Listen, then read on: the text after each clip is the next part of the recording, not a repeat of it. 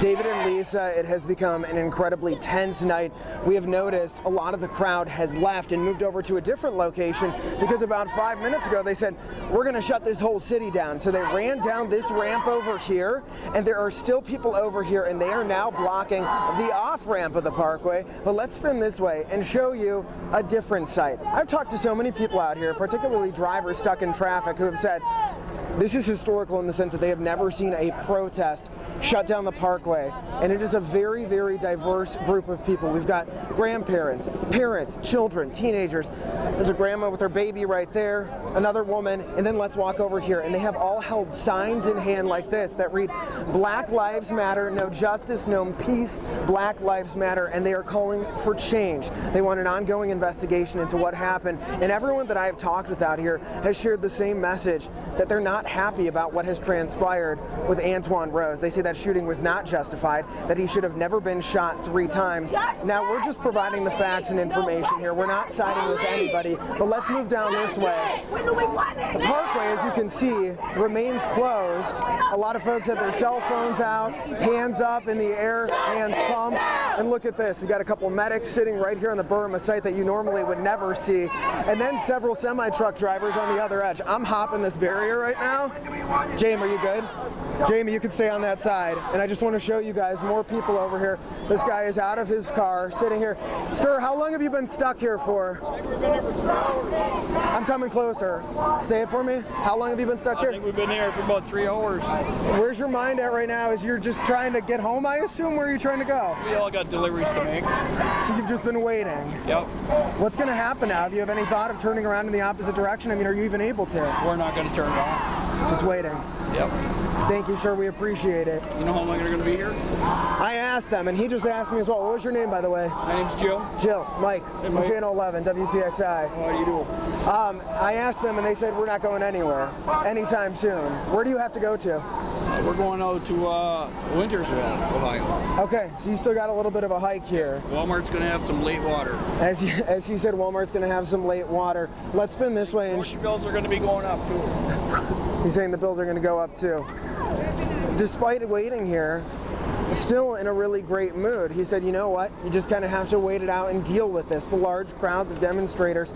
And we can tell you this crowd has shrunk so much so that at one point there were about 150 people literally lying on the ground with their backs to the cement, and they started counting out loud. They counted 1, 2, 3 for the number of times that Antwon Rose was shot by that East Pittsburgh police officer. As we move further down here, you can see police are blocking off this part of the Parkway. And it has become eerily quiet. The chants have stopped, and now they're just strategizing. At one point this evening, a woman brought out a piece of paper and she said, you know what? The only way we're going to get anything done out here is if we get you to the polls and we get you to vote. So they started signing people up. And Jamie, pan over. This woman in the orange tank top right over here has her fist just to the air. We've been seeing a lot of that tonight.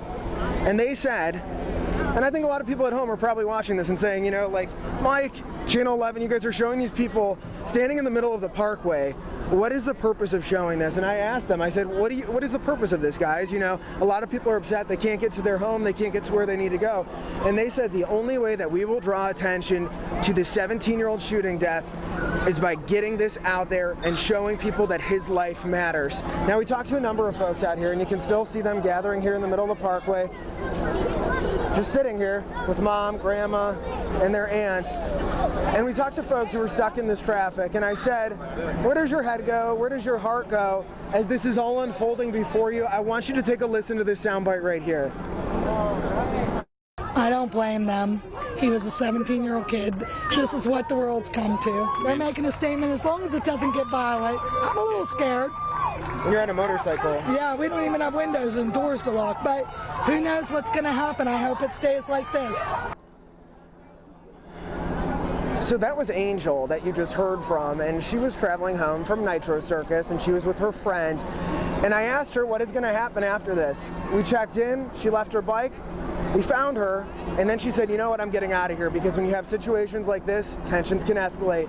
If people don't listen, if people don't comply with police, things are going to get out of hand. Right now it has been relatively peaceful. Yes, there have been clashes back and forth, but police have just been standing here in solitude, just standing and listening to these demonstrators as they shouted things back and forth.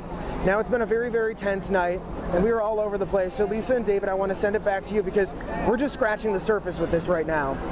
Yeah, Mike, I know you've been with those demonstrators for hours really right now. Take us through, and for our viewers, people might be just joining us. How did this all start this evening?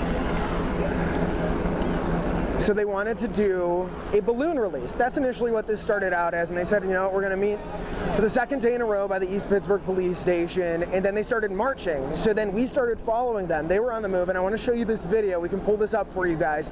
We started following them step by step by step.